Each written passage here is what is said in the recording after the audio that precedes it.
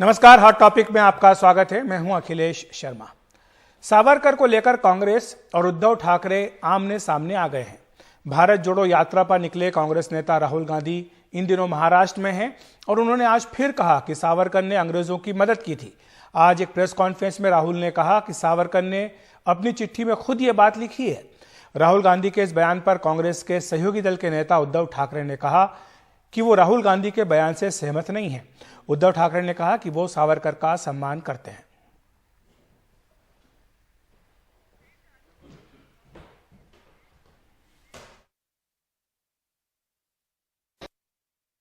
ये मेरे लिए सबसे जरूरी डॉक्यूमेंट है। ये देखा आपने, दिख रहा है आपको? और इसमें आप देख लीजिए, ये सावरकर जी की चिट्ठी है जिसमें उन्होंने अंग्रेजों को लिखा है। और मैं पूरी चिट्ठी आपको पढ़नी होगी, देख लीजिए, मैंने हाईलाइट भी कर रखी है, मगर मैं सिर्फ आखिरी लाइन पढ़ना चाहता हूं। सर, मैं आपका नौकर रहना चाहता हूं। ये मैंने नहीं लिखा, ये सावरकर जी ने लिखा है। तो इसको आप पढ़ लीजिए, देख लीजिए। अगर फडणवीस जी देखना चाहते हैं इसको, वो भी देख लें। तो मैं तो इसमें बहुत क्लियर हूं, सावरकर जी ने अंग्रेजों की मदद की थी। स्वातंत्रवीर सावरकर, उनके बारे में हमारे मन में, दिल में श्रद्धा और प्रेम है, निष्ठा है।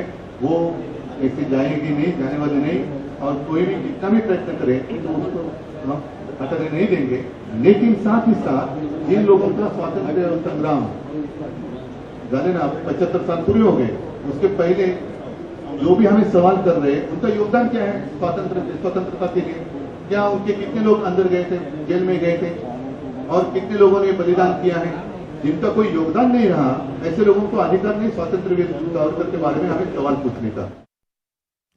तो यही सवाल उठ रहा है कि आखिर राहुल गांधी के इन बयानों का क्या असर पड़ेगा महाराष्ट्र की राजनीति पर, जहां पर कि शिवसेना, उद्धव बाल ठाकरे गुट कांग्रेस पार्टी के साथ महाविकास आघाड़ी का हिस्सा है और साथ ही मिलकर चुनाव लड़ने की बात भी वो लगातार करते आ रहे हैं। कुछ दिनों पहले ही हमने देखा कि आदित्य ठाकरे भी राहुल गांधी की इस यात्रा में शामिल हुए थे और ये दोनों ही पार्टियों के बीच दोस्ती के सबूत के तौर पर पेश किया गया था। अलका लांबा कांग्रेस प्रवक्ता हमारे साथ जुड़ गई हैं, निरंजन शेट्टी महाराष्ट्र बीजेपी के प्रवक्ता भी हमारे साथ जुड़ गए हैं, साथ ही संजय गुप्ता शिवसेना नेता भी हमारे साथ जुड़ गए हैं। आप तीनों का बहुत बहुत स्वागत है एनडीटीवी इंडिया पर।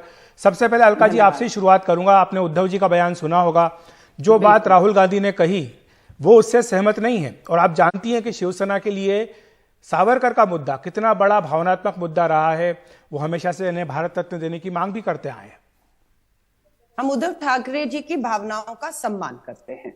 बात यह है कि क्या भाजपा और शिवसेना उस पत्र से, उस डॉक्यूमेंट से, उसकी सच्चाई को स्वीकारने से इनकार कर रहे हैं कि वो जो डॉक्यूमेंट श्री राहुल गांधी जी ने अपनी प्रेस वार्ता में दिखाया कि सावरकर ने सर लिखते हुए अंग्रेजों की गुलामी, उनकी नौकरी को स्वीकारा, उनके लिए काम करने को स्वीकारा, पेंशनें लेते रहे, इससे ना भाजपा इनकार कर रही है ना शिवसेना।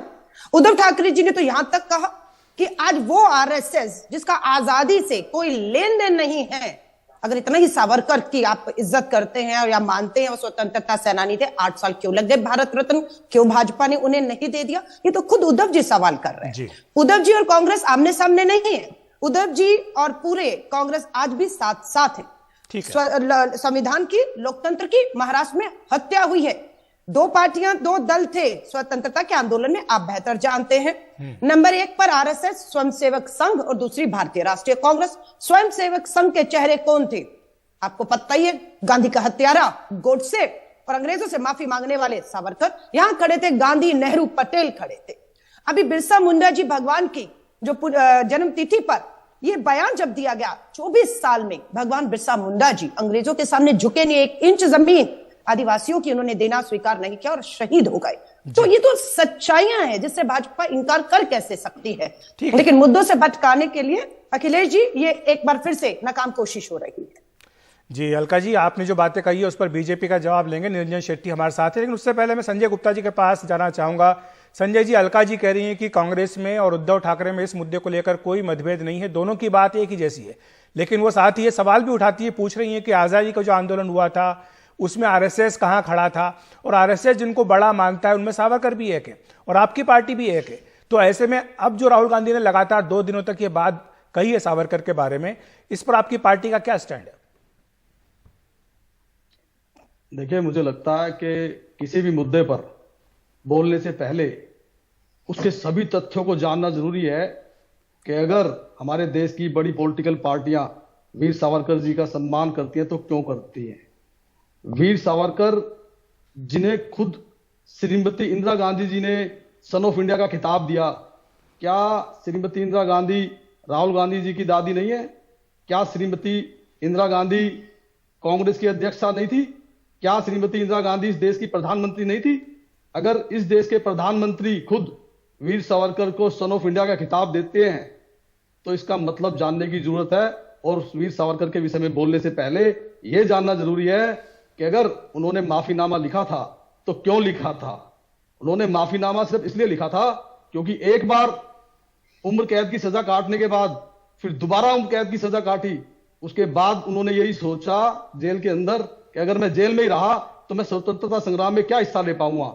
इसी बात को सोचते हुए उन्होंने वो माफीनामा लिखा था ताकि वो जेल से बाहर आ सके और देश के लिए कुछ कर सके। उस वक्त ब्रिटिश सरकार का यह फरमान था कि जो भी नेता ब्रिटिश सरकार के साथ मिलकर के काम करेंगे वो आजाद रहेंगे और जो नेता ब्रिटिश हुकूमत की बात नहीं मानेंगे वो जेल में रहेंगे। तो मेरे ख्याल से इन तथ्यों को जानना जरूरी है वीर सावरकर जी के विषय में कुछ भी बोलने से पहले। लेकिन संजय जी, ऐसा लगता है कि जैसे उद्धव जी और शिवसेना नरम पड़ गए। अभी कुछ साल पहले तक अगर सावरकर के बारे में कोई कुछ कहता था तो आपके नेता बहुत आक्रामक हो जाते थे, लेकिन ऐसा लग रहा है कि जब से आप बीजेपी से अलग हुए और महाराष्ट्र में कांग्रेस से हाथ मिलाया तो सावरकर के मुद्दे पर भी सिर्फ ये कह करके पल्ला झाड़ लिया कि हम उनसे सहमत नहीं है, और पूरा जो ठीक रहा वो बीजेपी के ऊपर फोड़ दिया, कह दिया कि ये तीनों तो पीडीपी के साथ हाथ मिलाया था। देखिए, बहुत से मुद्दे इस तरह के हैं कि जिनमें मैं मानता हूं कि बहुत बार आप लोग भी ये सोचते होंगे, देश के लोग भी इस बात को सोचते होंगे कि जिस तरह से कुछ मुद्दों पर शिवसेना ने अगर नरम रुख अपनाया तो इसका मतलब ये नहीं है कि नरम रुख अपनाने का मतलब ये है कि उन मुद्दों को छोड़ दिया है। अगर वीर सावरकर के विषय में कभी भी किसी ने कुछ कहा है तो उसको शिवसेना ने जवाब दिया। अगर राम मंदिर के मुद्दे पर कोई बात आई है तो हमेशा उस पर स्टैंड रहे हैं। और इस देश में सिर्फ एक ही पॉलिटिकल पार्टी ऐसी है जिसने 1 करोड़ का चंदा प्रभु श्री राम के मंदिर के लिए लिया, दूसरी कोई पॉलिटिकल पार्टी इस देश में नहीं है। निरंजन जी संजय जी, निरंजन जी के पास जाना चाहूंगा, मेरे पास समय ज्यादा नहीं है। निरंजन जी, आपसे समझना चाहेंगे जो बात अलका लांबा ने कही और जो बात उद्धव ठाकरे ने आज उठाई कि आखिर क्या कारण है कि जो बीजेपी बार बार सावरकर का नाम लेती वो पिछले 8 साल में उन्हें भारत रत्न नहीं दे पाई। तो क्या आप सिर्फ जो है ये शिवसेना को नीचा दिखाने के लिए इस मुद्दे को उठाते हैं? आपको लगता है कि अगर ये उठाएंगे तो शायद शिवसेना को इससे परेशानी होगी महाराष्ट्र में?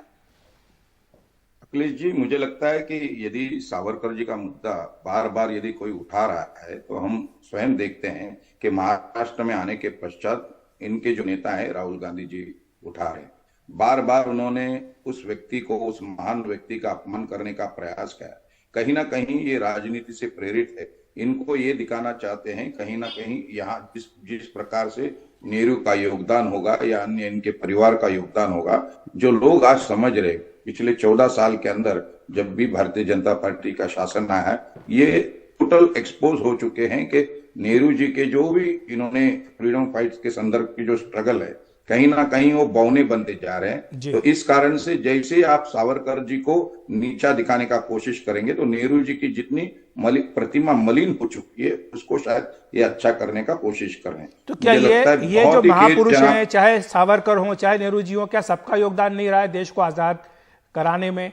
और क्या सबके योगदान को सराहा नहीं जाना चाहिए? देखिए, एक व्यक्ति का अगर ऊंचा करने के लिए दूसरे को नीचे गिराना जरूरी है क्या शेट्टी साहब? निश्चित ही मैं ये आपके माध्यम से अलका लांबा जी से सवाल करना चाहता हूं, क्यों अलका लांबा जी जिस एनएसयूआई को बिलोंग करते हैं, उन्होंने नॉर्थ कैंपस में दिल्ली यूनिवर्सिटी में क्यों उन्होंने इन तीनों महान व्यक्तियों का जो राजगुरु जी हो, भगत सिंह जी और वीर सावरकर जी का जब वहां पर पुतला का अनावरण हुआ, ये इन्होंने पूरी तरह से उसको जूते की माला पहने।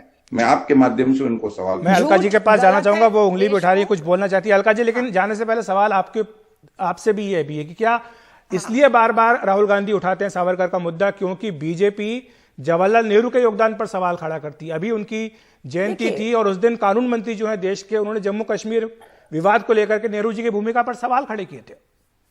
देखिए, आरएसएस संघ आजादी में किसी तरह का कोई योगदान, कोई कुर्बानी नहीं रही। जबरन किसी को अब स्वतंत्रता सेनानी बताने की ये कोशिश कर रहे हैं ताकि संघ भी कहे कि हमारे पास भी कोई स्वतंत्रता सेनानी था। इन्होंने कहा माफी मांगी क्योंकि उम्र कैद थी, दोबारा उम्र कैद से बचना चाहते थे। ये देश सर कटाने वालों को मानता है, पूजता है, ना कि सर झुकाने वालों को। इसी तरह भगत सिंह, राजगुरु सुखदेव, जिसके बारे में ये झूठ अभी बोल गए हैं, फांसी के तख्ते को माफ करने के लिए अंग्रेजों के सामने झुक जाना था ना 24 साल में, अपना भगवान बिरसा मुंडा को या फिर भगत सिंह जी को नहीं झुके ना, सर कटा दिया, सर कलम करा दिया, लेकिन झुके नहीं।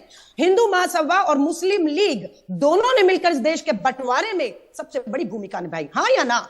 माफी वीर का पत्र जग जाहिर है। आप जबरन किसी को स्वतंत्रता सेनानी नहीं बना सकते हैं। और वही बात की पीडीपी, जो देश के अभी तक कहते थे टुकड़े करना चाहते हैं, लेकिन वहां पर स्वतंत्र वीर सावरकर का ही बोर्ड लगा हुआ है। अलका जी, मैं माफी चाहता हूं, मेरे पास समय कम है, लेकिन हमारे साथ विजय चोरमारे जी जुड़ गए, वरिष्ठ पत्रकार। विजय जी, आप किस तरह से देखते हैं इस पूरे विवाद को कि जो सावरकर का मुद्दा है, क्या ये शिवसेना को एक तरह से कॉर्नर कर देगा राहुल गांधी ने जिस तरह से मुद्दा उठाया है? विजय जी। अखिलेश जी, ऐसा नहीं है, क्योंकि जब ये महाविकास आघाड़ी की सरकार सत्ता में आई थी, मुझे लगता है तभी जब सत्ता में आई थी, सत्ता में जब नवंबर 19 में आई थी, उसके बाद ही 1 महीने में ही राहुल गांधी ने सावरकर का मुद्दा उठाया था। और तब जब महाविकास आघाड़ी बनने के 1 महीने के बाद देवेंद्र फडणवीस और बीजेपी के लोगों ने शिवसेना को कॉर्नर करने का प्रयास किया था। तो क्या करेगी शिवसेना, इन लोगों के साथ सत्ता में रहेगी या नहीं रहेगी, ऐसा सवाल पूछा था। और उस वक्त सेशन भी चल रहा था, विधिमंडल जो असेंबली का सेशन चल रहा था, उस असेंबली के सेशन में उसका जवाब दिया था उद्धव ठाकरे ने। और वो बाकी सारी चीजें छोड़ के उद्धव ठाकरे ने उन्हें खुला चैलेंज दिया था कि अगर आप इतना सावरकर से प्यार करते हैं तो सावरकर को भारत रत्न दे दो। मुझे लगता है यही उनकी भूमिका रही है बीजेपी को कॉर्नर करने की। और बीजेपी के जो आरोप है, बीजेपी, लेकिन राहुल गांधी के जो बयान है, क्या वो उद्धव ठाकरे के लिए मुसीबत खड़ी नहीं करेंगे महाराष्ट्र में? जबकि उनका जो विभाजन हुआ है पार्टी का, वो इसी मुद्दे पर हुआ, हिंदुत्व के मुद्दे पर। मुझे लगता नहीं ऐसा कि आगे अगर उद्धव ठाकरे ने ठान लिया कि कांग्रेस के साथ आगे जाना है। देखो, जब ये यात्रा महाराष्ट्र में आने वाली थी, उसके 1 दिन पहले ही राहुल गांधी ने यही सवाल पूछा था, सावरकर जी के बारे में सवाल पूछा था। तब भी 8 अक्टूबर को राहुल गांधी ने यह सवाल पूछा था, तब भी बीजेपी ने शिवसेना को कॉर्नर करने की कोशिश की तो बताया था कि देखो, अब ये सावरकर के खिलाफ बोल रहे, तब भी आप ये भारत जोड़ो यात्रा का स्वागत करने जाओगे क्या? और आपने देखा कि आदित्य ठाकरे स्वागत के लिए गए थे। मुझे लगता है ये मुद्दा, क्योंकि महाविकास आघाड़ी ये कॉमन मिनिमम प्रोग्राम पे सत्ता में आई थी, और आगे कांग्रेस और शिवसेना के बीच जो विवाद के मुद्दे, बहुत सारे मुद्दे हैं और ये चलते रहेंगे। ठीक है, बहुत बहुत शुक्रिया आपका विजय जी, संजय जी, अलका जी और निरंजन जी हमारे साथ जुड़ने के लिए, विस्तार से समझाने के लिए कि आखिर ये जो मुद्दा उठाया है राहुल गांधी ने, इसका महाराष्ट्र की राजनीति पर किस तरह से असर पड़ेगा। हॉट टॉपिक में वक्त एक ब्रेक का।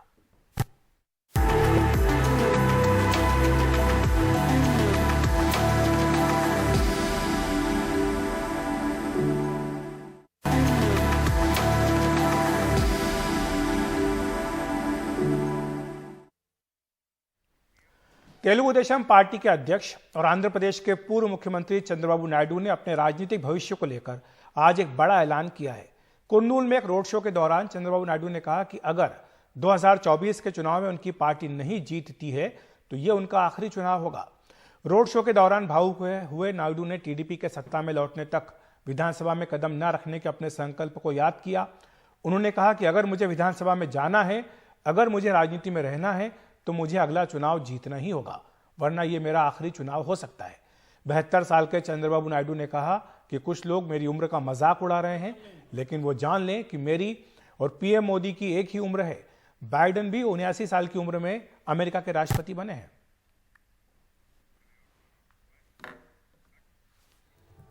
टॉपिक में इतना ही, नमस्कार।